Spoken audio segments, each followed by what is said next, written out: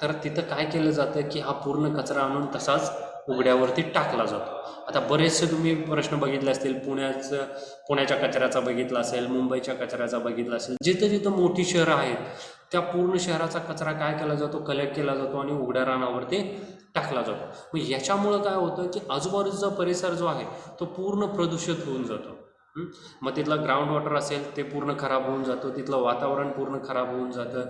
तिथलं जे solid waste टाकलेलं असतं त्याच्यावरती काय होतं की वेगवेगळ्या प्रकारचे प्राणी त्याच्यावरती फिरत असतात. म्हणजे जसं की रोडंट्स, उंदीर आली, घुसा आली, तर हे काय करतात, ते कचऱ्याची पूर्ण नासधूस करतात, सगळीकडे पसरवतात आणि त्याच्यावरती माशा बसतात. आणि हे सगळं एन्व्हायरमेंटला एक्सपोज झालेलं असतं, त्यामुळे याच्यावरती माशा बसतात, घाण सगळी दुर्गंध सगळीकडे पसरतो आणि रोगराई पसरते. मग ही ह्याची काय ड्रॉबॅक्स आहे, बरोबर. मग हे आपल्याला होऊ द्यायचं नाही आहे.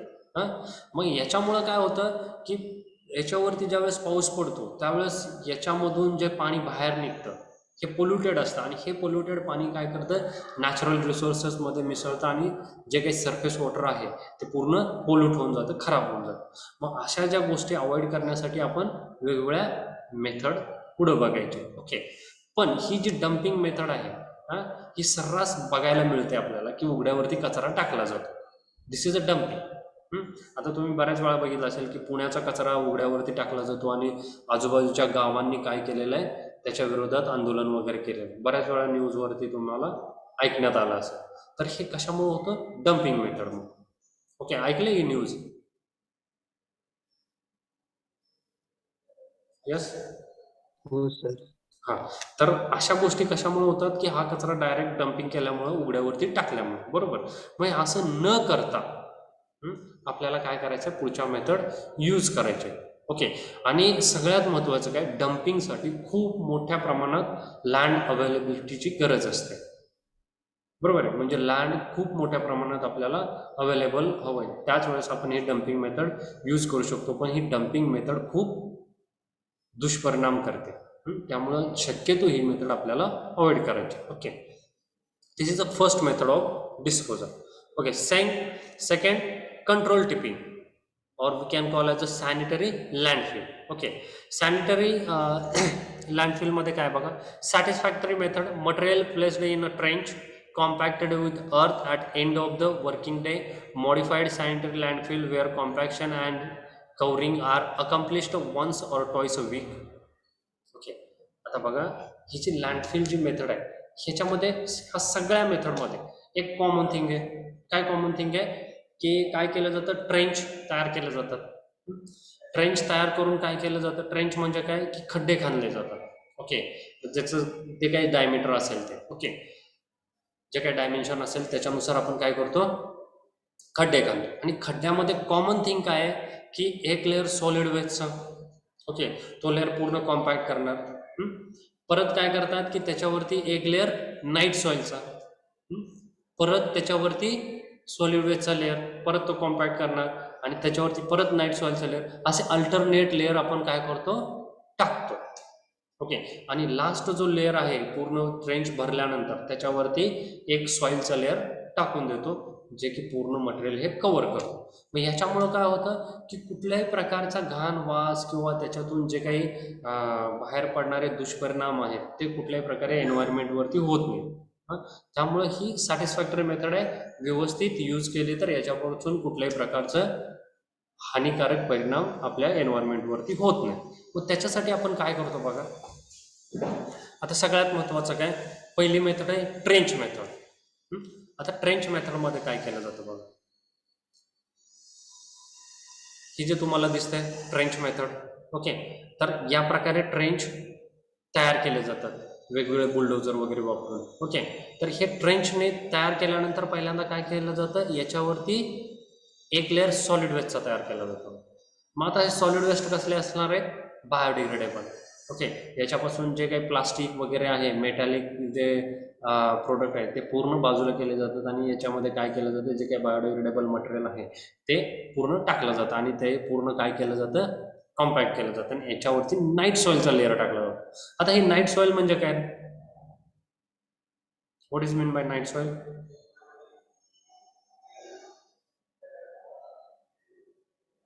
Anyone night soil?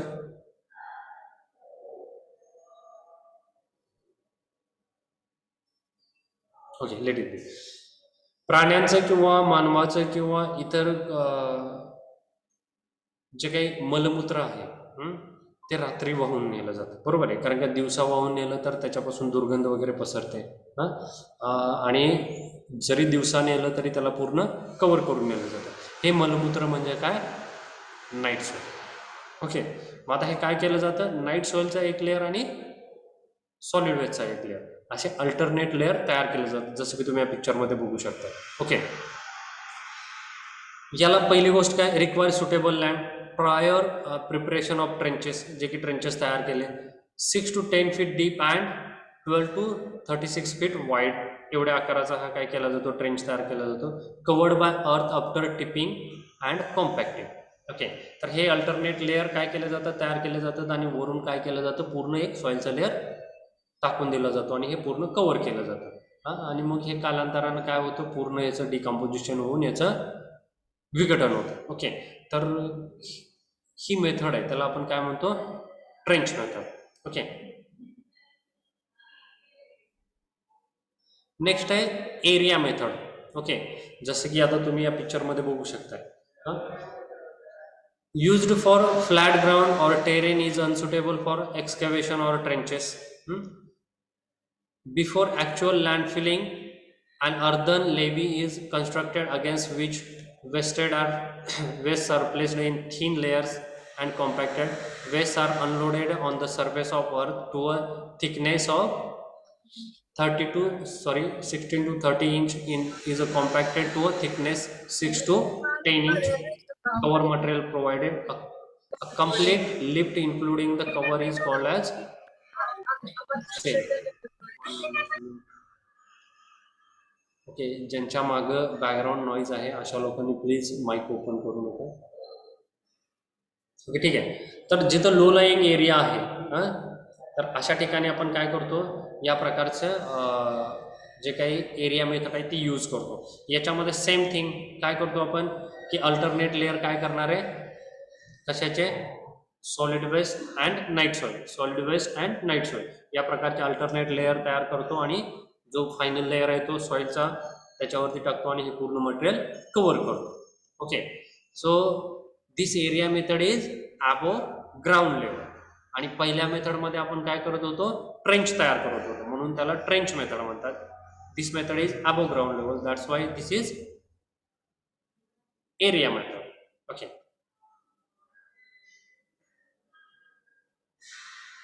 आता याचं डिकम्पोजिशन जे आहे ते 4 ते 6 महिन्यात कंप्लीट होतं. ओके, नेक्स्ट आहे बघा रॅम्प मेथड. तर आता ही रॅम्प मेथड कुठं वापरली जाते? Where the terrain is moderately sloping, some excavation for covering material. Okay, आता ही ramp method same, ramp method पण सेम अल्टरनेट लेअरच आपण त्याच्यामध्ये टाकणार, पण ही मेथड ॲक्च्युली कुठं यूज केली जाते? जिथं डोंगराळ भाग आहे, जिथं स्लोपिंग ग्राउंड आहे, अशा ग्राउंडवरती आपण काय करतो? की या प्रकारचे रॅम्प तयार करतो. आणि हे रॅम्प तयार केल्यानंतर काय केलं जातं? हे रॅम्प तयार केल्यानंतर हे रॅम्प पूर्ण जो मटेरियल आहे, वरचं जे लेअर आहे तो पूर्ण सॉइलचा टाकतो. अल्टरनेट लेअर काय असणार आहेत आपले?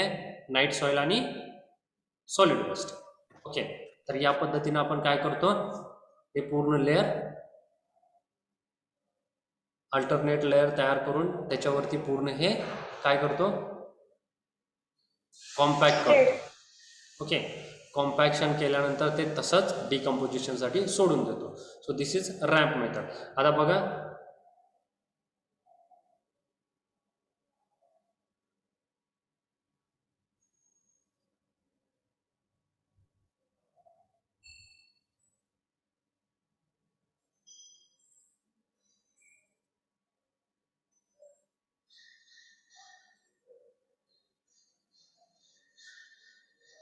पहिली मेथड ट्रेंच मेथड. आता याच्यामध्ये काय केलं जातं? ट्रेंच पूर्ण खोदकाम केलं जातं आणि त्याच्यामध्ये सॉलिड वेस्टचे अल्टरनेट लेअर तयार केले जातात, बरोबर? सॉलिड वेस्ट नाईट सॉईल किंवा soil, solid waste, night soil किंवा सॉईल अशा प्रकारे तयार केलं जातं. परत रॅम्प मेथड, रॅम्प मेथडमध्ये काय केलं जातं, जिथं स्लोपिंग ग्राउंड आहे तिथं ही रॅम्प मेथड यूज केली जाते. आणि एरिया मेथड, जिथं लो लाईंग एरिया पहिल्यापासूनच आहे ही अबोव ग्राउंड असते, म्हणून याला आपण काय म्हणतो, एरिया मेथड. समजलं सगळ्यांना? Yes sir. Okay. Yes sir.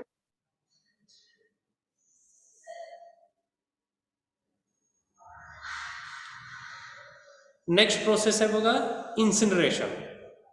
Okay, आता इन्सिनरेशनमध्ये बघा, it is a disposal method in which solid organic wastes are subjected to combustion so as to convert them into a residue and gaseous product. This process reduces the volume of solid waste to 20 to 30% of the original volume. Okay, तर पूर्ण volume जो आहे त्याच्या 20 to 30% हा volume राहतो. Okay, also described as thermal treatment where land is not available and hospitals.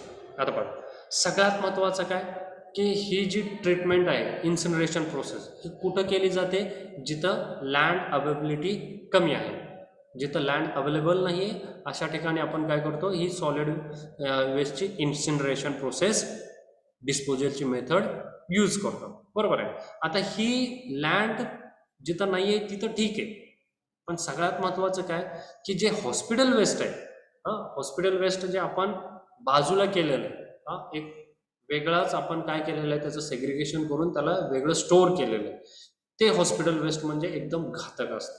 जसं की तुम्ही बघितले, याचा डायरेक्ट कॉन्टॅक्ट जर आला तर याच्यापासून वेगवेगळे आजार होऊ शकतात, वेगवेगळे रोग होऊ शकतात.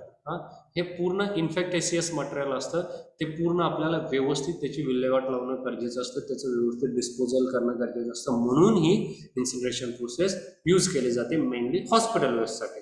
ओके, आणि हे जे हॉस्पिटल वेस्ट आहे ते इन्सिनरेशन प्रोसेसने डिस्पोज केलं जातं. बरोबर आहे. मग आता हे इन्सिनरेशन प्रोसेस म्हणजे काय, जस्ट वी हॅव टू काय करायला पाहिजे, इथं इन्सिनरेशन प्रोसेसमध्ये काय करतो आपण, हे जे काही सगळं मटेरियल आहे ते जाळून टाकतो. जाळून टाकतो म्हणजे काय, कंबशन करतो. पूर्ण जे काही मटेरियल आहे ते पूर्ण जाळून टाकतो. आणि जाळून टाकल्यानंतर त्याचं व्हॉल्यूम किती राहतं तुम्हाला माहिती आहे, किती राहतं व्हॉल्यूम, खूप कमी प्रमाणात राहतं. जे की टोटल व्हॉल्यूम आहे त्याच्या 20 to 30% एवढंच व्हॉल्यूम शिल्लक राहतं. बरोबर आहे. ही प्रोसेस काय आहे की पूर्ण जे काही मटेरियल आहे ते पूर्ण जाळून टाकायचं. बरोबर आहे. आणि त्यालाच आपण काय म्हणतो, इन्सिनरेशन प्रोसेस. समजलं incineration process? Yes sir. Next सगळ्यात महत्त्वाचं कंपोस्टिंग. ओके, आता हे कंपोस्टिंग काय आहे, method of combined disposal of refuse and night soil और स्लज. ओके, नाईट सॉईल जे तुम्ही बघितलं ते, आणि स्लज कुठनं असणार आहे, मग तुमचं सिवेज ट्रीटमेंट प्लांटमधला स्लज असेल, इफ्लुएंट ट्रीटमेंटमधला स्लज असेल, किंवा वॉट एव्हर जो काही स्लज तुम्ही राहणार आहे तो स्लज तिथं यूज करू शकता. ओके, नाहीतरी night soil. Okay, principal by product are CO2, water and heat. End product compost.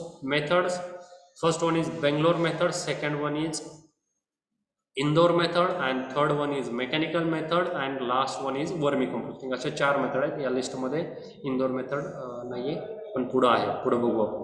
Okay, first one is Bangalore, second one is Indore, third one is mechanical, and last is vermicomposting. Okay, आता बघा, actually ही process तुम्हाला कंपोस्टिंगची माहिती आहे, आत्तापर्यंत आपण बघितलेलं आहे. समजा हे सॉलिड वेस्ट आहे पूर्ण. ओके, तर ही प्रोसेस काय आहे की याच्यामध्ये जे काही मायक्रो ऑर्गॅनिझम प्रेझेंट आहे, ते पूर्ण जे काही बायोडिग्रेडेबल मटेरियल आहे ते पूर्ण खाऊन टाकतात. बरोबर आहे, कंझ्युम करतात.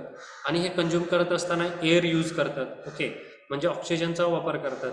त्याला आपण काय म्हणतो, एरोबिक प्रोसेस. आणि जर कुठल्याही प्रकारे ऑक्सिजनचा यूज केला नाही किंवा एअर यूज केला नाही तर त्याला आपण काय म्हणतो, ॲनएरोबिक प्रोसेस. ओके, आणि याचे बाय प्रोडक्ट काय राहतात बघा, हीट, CO2 अँड वॉटर. आणि लास्टला जे फायनल प्रोडक्ट आहे ते काय राहतं, कंपोस्ट. ओके, जे की तुमच्या शेतीसाठी फार उपयोगी असतं. Okay, so this is a composting. Okay, आता याच्यामध्ये मेथड आहेत. First one is Bangalore method, second Indore, third mechanical, and last vermi composting. Okay, आता पहिली मेथड आहे बेंगलोर मेथड. आता बेंगलोर मेथड बघूया. IISC Indian council of agriculture research यांनी ही फाउंड आउट केली आहे. Okay. Trenches R Doug 3 feet deep, 5 to 8 feet broad and 15 to 30 feet long. Composting procedure काय बघा, layer of refuse 15 centimetre, layer of night soil 5 centimetre, जसं की आपण मागं बघितलं. Physical, chemical and biological changes takes place. आता काय काय याच्यात होतात बघा. बेंगलोर मेथड बघतोय आपण. This is a Bangalore method. Okay. आता ही बेंगलोर मेथड जी आहे त्याच्यामध्ये आपण काय करतो, एक लेअर जो आहे तो आपलं सॉलिड वेस्ट, सेकंड जो आहे तो नाईट सॉइल, परत solid waste, night soil, solid waste, night soil, या प्रकारे आपण काय करत जातो, अल्टरनेट लेअर टाकत जातो. बरोबर आहे. आणि शेवटचा जो लेअर आहे तो पूर्ण सॉइलचा टाकून ते मटेरियल पूर्ण कव्हर करणार. ओके. हे आपण प्रोसिजर करतो. याच्यामध्ये प्रोसेस काय होतं, सगळ्यात महत्त्वाचं काय, this method involves anaerobic decomposition and does not involve any turning to the waste and is hence cleaner than the indoor method.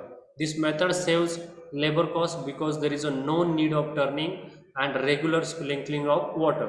This refuse and the night soil in this method are piled up in a layer in an underground earthen trench about 10 meter into 1.5 meter into 1.5 meter. This mass is covered at the top by layer of earth about 15 centimeter depth and is finally left for decomposition.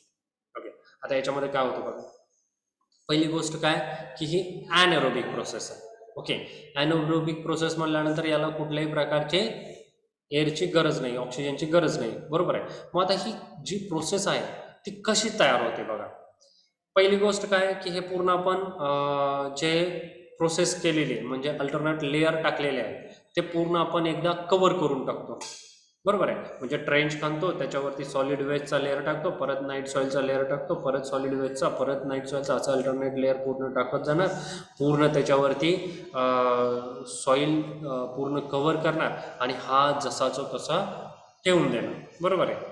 मग याच्यामध्ये जी process होते त्याला ॲनएरोबिक process म्हणून. आता हे ॲनएरोबिक प्रोसेसमध्ये काय होतं की पहिल्यांदा जी काही एरोबिक प्रोसेस आहे म्हणजे याच्यामध्ये जो काही एअर असतो त्याच्यामुळं एरोबिक प्रोसेस थोडा वेळ होते.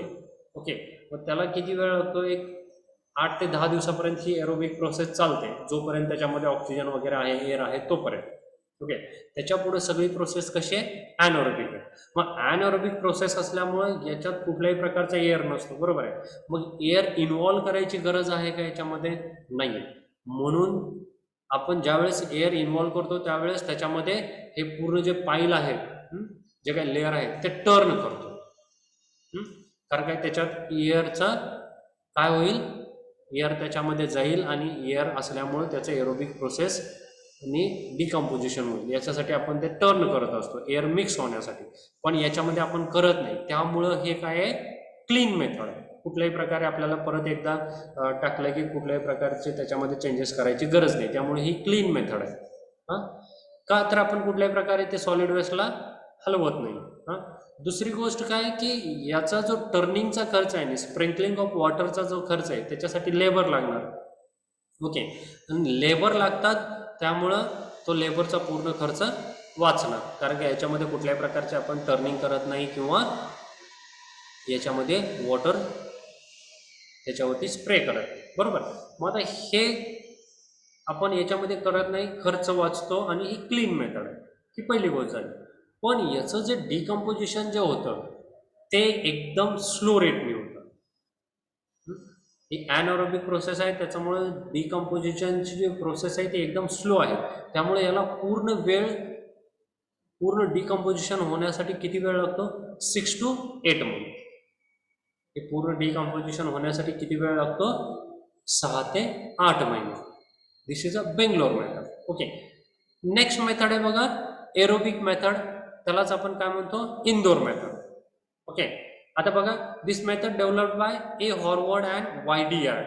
Composting material is filled in pits in alternate layers. Material is turned at a specific interval. First turn 4 to 7 days, second turn 5 to 10 days. आता बघा, जसं की तुम्ही या पिक्चरमध्ये बघू शकता की याच्यामध्ये या पद्धतीनं आपण काय करतो, पूर्ण लेअर तयार करतो. Layers of vegetable and waste, and night soil are alternated in a shallow hole dug in the ground. This is turned regularly. Okay, आता हे पूर्ण आपल्याला टर्न करायला लागतं. आता जे अल्टरनेट लेअर, कॉमन थिंग काय आहे, एक लेअर सॉलिड वेलचा आणि दुसरा लेअर नाईट सॉइलचा, कॉमन थिंग आहे. पण ही प्रोसेस कशी आहे, एरोबिक प्रोसेस आहे आणि याच्यामध्ये जर आपल्याला एअर सफिशियंट प्रमाणात पाहिजे असेल तर हे पूर्ण लेअर आहेत ते आपल्याला टर्न करायला लागतात. बरोबर आहे. आणि हे टर्निंग कसं करतो बघा, किती दिवसानंतर, पहिला टर्न आहे 4 to 7 days आणि दुसरा टर्न 5 to 10 days. एवढ्या दिवसात आपल्याला हे टर्न करायला लागतं. का टर्न करतो, तर याच्यामध्ये व्यवस्थित एअर मिक्स व्हावं. बरोबर आहे. मग हे व्यवस्थित एअर मिक्स होण्यासाठी टर्न करत असतो आणि ही एरोबिक प्रोसेस ही ॲनोरोबिक प्रोसेसपेक्षा थोडीशी फास्ट आहे. ओके, मग ही फास्ट प्रोसेस असल्यामुळे याला वेळ किती लागतो, अबाउट 3 months. हे 3 महिन्यानंतर आपल्याला काय होतं की व्यवस्थित कंपोस्ट तयार झालेलं मिळतं. आणि हे 3 महिन्यानंतर आपण काय करतो की पूर्ण काढतो आणि 1 महिन्यासाठी तसंच ठेवून जातो. ओके, म्हणजे हे पूर्ण जे आहे ते आपल्याला 3 महिन्यात कंपोस्ट मिळून जातं. ओके, आता नेक्स्ट मेथड आहे ती म्हणजे mechanical method. Okay, mechanical composting ही कशी आहे, एरोबिक मेथडच आहे. पण याच्यामध्ये प्रोसिजर आहे. आता ही प्रोसिजर काय काय बघा. पहिली गोष्ट आहे स्क्रीनिंग, सेकंड आहे पल्वरायझेशन, थर्ड आहे mixing and fourth one is incubation. Okay, आता पहिली गोष्ट स्क्रीनिंग. आता स्क्रीनिंगमध्ये आपण नेमकं काय करतो बघा. स्क्रीनिंग म्हणजे काय, तर जे काही आपल्याला रिफ्यूज याच्यामध्ये मिक्स झालेले आहेत, कुठले बोन्स असतील, मेटल असेल, ग्लास असेल, रॅग्स असेल, जे की डिकम्पोज होत नाही, ज्याचं विघटन होत नाही, असे जे काही पदार्थ आहेत ते पूर्ण आपण वेगळे करतो. कशाने, स्क्रीनिंग. ओके, हे पूर्ण मटेरियल वेगळं केल्यानंतर याच्यामध्ये आपण काय करतो, सेम पल्वरायझेशन. पल्वरायझेशन म्हणजे काय, तर याचे आपण तुकडे करतो, म्हणजे याला क्रश करतो. हे क्रश कितीपर्यंत करणार आहे, लेस दॅन 2 inches. ओके, 2 इंचापेक्षा जे खालचे तुकडे आहेत हे आपल्याला याच्यामध्ये कन्वर्ट करायचे, म्हणजे not more than 2 inches. Okay, म्हणजे 2 इंचापेक्षा मोठे तुकडे नसले पाहिजेत, त्याच्यापेक्षा खाली असले पाहिजेत, एवढे लहान लहान आपण तुकडे करतो. आणि तिसरी प्रोसेस काय, मिक्सिंग. आता हे मिक्स काय करणार आहे, याच्यामध्ये काय करेल रे आपण मिक्स, याच्यामध्ये हे आपलं सॉलिड वेस्ट आहे आणि याच्यामध्ये आपण काहीतरी मिक्स करणार. काय मिक्स करणार, जे की आपण आतापर्यंत यूज केलेले night soil sludge. Okay, night soil किंवा स्लज याच्यामध्ये मिक्स करणार आणि मिक्सिंग नंतर कुठला पिरियड येतो, इन्क्युबेशन, म्हणजे त्याला कंपोस्टिंगसाठी सोडून देणार. मग हे कंपोस्टिंग किती दिवसात तयार होतं, सगळं प्रोसेस जी आहे ती 4 to 6 weekमध्ये कंप्लीट होते, म्हणजे किती, 1 ते 1.5 महिन्यात पूर्ण कंप्लीट होते. बरोबर आहे. म्हणजे काय, तर सगळ्यात जास्त जे कंपोस्टिंग तयार केलं जातं ते कुठल्या मेथडनी, मेकॅनिकल कंपोस्टिंग. का मेकॅनिकल कंपोस्टिंगनी तयार केलं जातं, कारण का याची प्रोसेस जी आहे ती फास्ट आहे. पहिली गोष्ट कुठली असणार आहे, बेंगलोर मेथड, ॲनोरोबिक प्रोसेस, त्याला किती वेळ लागतो, 6 ते 8 महिने. दुसरी method Indore method, aerobic process, त्याला किती महिने लागतात, 3 महिने. ओके, आणि तिसरी मेथड मेकॅनिकल कंपोस्टिंग, त्याची पूर्ण प्रोसेस व्हायला किती वेळ लागतो, 4 to 6 months, म्हणजे 1 ते 1.5 महिने. ओके, समजलं सगळ्यांना. ओके, आणि लास्ट प्रोसेस आहे ती म्हणजे वर्मी कंपोस्टिंग. ओके, आता वर्मी कंपोस्टिंगमध्ये काय येतं बघा, तुम्ही सगळ्यांनी गांडूळ शेती बघितली. ओके, म्हणजे गांडूळ खत बघितलं. ओके, त्याच्यामध्ये काय केलं जातं, जे काय आपलं मटेरियल आहे, जे काही सॉलिड वेस्ट आहे त्याच्यामध्ये हे गांडूळ सोडले जातं. बरोबर आहे. मग हे गांडूळ काय करतात की ते पूर्ण जे काही मटेरियल आहे ते कंझ्युम करतात, आणि हे कंझ्युम करून ते विष्ठा करतात. आणि ही विष्ठा म्हणजे काय असते की सगळ्यात चांगलं खत असतं पिकांसाठी. बरोबर आहे. आणि याच्यामुळे कुठल्याही प्रकारे एन्व्हायरमेंटवरती वाईट परिणाम होत नाही. ही सगळ्यात इको फ्रेंडली मेथड आहे. ओके, समजते. सगळ्यात इको फ्रेंडली मेथड कुठले? वर्मी कंपोस्टिंग. आणि याच्यामुळं काय होतं, आपलं जे काही क्रॉप प्रोडक्शन आहे ते पण चांगलं येतं आणि त्याची क्वालिटी पण सुधारते. ओके, सो सगळ्यात जास्त आता आपण बघितलंय की सेंद्रिय शेतीकडे सगळे जास्तीत जास्त वळलेले आहेत. कारण का की जे काही आपण केमिकलयुक्त खतं वापरतो त्याच्यामुळं पीक तर चांगलं येतं, पण जे पीक येतं त्याच्यामुळं वाईट परिणाम होतो ह्युमन हेल्थवरती. ओके, आणि काही दिवसानं ती जमीन पण खराब व्हायला लागते, नापीक व्हायला लागते. ओके, तर हे सगळ्या गोष्टी टाळण्यासाठी आपण आता सेंद्रिय शेतीकडे आपण वळलेलो आहोत. इथंपर्यंत समजलं सगळ्यांना? यस, समजलं? Yes. Okay. Yes, sir. What is first method? Method of composting? Bangalore method. Bangalore method. Okay. Second, Indoor Indoor method. third, Mechanical mechanical composting. composting. and last, Vermi worm composting. Composting. Very good. आता first method जी आहे ती कसली method आहे? कुठली process होते? Anaerobic. ॲनएरोबिक. बरोबर. त्याला किती वेळ लागतो? 6 to 10 months. Very good. 6 to 8 months. Okay. Second method, Aerobic. aerobic process. How much time required? 3 months. 3 months. Very good. And mechanical method, 1 to aerobic process, 4 to 6 weeks. 4 to 6 weeks. Very good. हे सगळ्यांना समजलंय? Yes, sir. Yes, sir. Very good. What is time? Okay.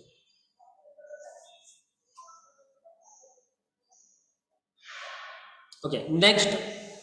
Next disposal method is manure pits. Okay. So manure pit बघा, mostly used in rural areas. Digging manure pits to prevent the refuse thrown around the houses. The garbage, cattle dung, straw and leaves should be dumped into the manure pit and covered with earth. 2 pits will be needed. In 5 to 6 months time, the refuse is converted into manure which can be returned to the field. आता सगळ्यात महत्त्वाचं बघा, manure पिट्स तुम्ही खेडेगावात बघितले असते. Okay, एक खड्डा खणला जातो आणि त्याच्यामध्ये सगळं जे गार्बेज आहे ते पूर्ण टाकलं जातं. गार्बेज कुठलं आहे बघा, कॅटल डंग आहे, स्ट्रॉ आहे, लिव्ज आहे. What is mean by cattle dung? Yes, yes, बरोबर. I am not getting your voice. Aditi, हा, येस, म्हणजे जनावरांचं जे शेण आहे त्याला आपण काय म्हणतो? कॅटल डंग. ओके, हे की बायोडिग्रेडेबल आहे. हे पूर्ण त्याच्यात टाकलं जातं. वेगवेगळे जे काही झाडांची पानं वगैरे आहेत, पालापाचोळा आहे, जे की शेतामध्ये जो पालापाचोळा आहे ते डायरेक्ट आपण त्याच्यामध्ये टाकतो. जे की इकडं तिकडं घरापाशी न टाकून देता आपण डायरेक्ट त्याच्यामध्ये टाकतो. याला खेडेगावात काहीतरी म्हणतात. काय म्हणतात रे पूर्ण खड्ड्याला? काय म्हणतात? यस, काय म्हणतात? खत. व्हॉट? खत. खत नाही, हा जो खड्डा आहे त्याला काय म्हणतात? Ukirida. Very good. Manure pits. Good. तर हे सगळ्यांना माहिती आहे, हे सगळ्यांनी बघितलं असेल, बरोबर आहे. हां, तर त्याच्यामध्ये जे काही बायोडिग्रेडेबल मटेरियल आहे तेच टाकलं जातं आणि ते टाकल्यानंतर वरून सॉईलचा लेअर टाकला जातो आणि हे पूर्ण मटेरियल जे आहे ते 5 ते 6 महिन्यात त्याचं कंपोस्ट तयार होतं आणि हे कंपोस्ट आपण काय करतो? शेतामध्ये टाकतो आणि शेतामध्ये टाकल्यानंतर त्या पिकाची क्वालिटी सुधारते. बरोबर आहे. मग हे मॅन्युअर पिट्स. ओके, समजलं सगळ्यांना? हे सगळ्यांनी बघितलेलं. आणि लास्ट आहे ब्युरियल. ओके, ब्युरियल म्हणजे दफन करणे. ओके, आता ही कुठल्या गोष्टी आपण दफन करतो बघा. Suitable for small camp, a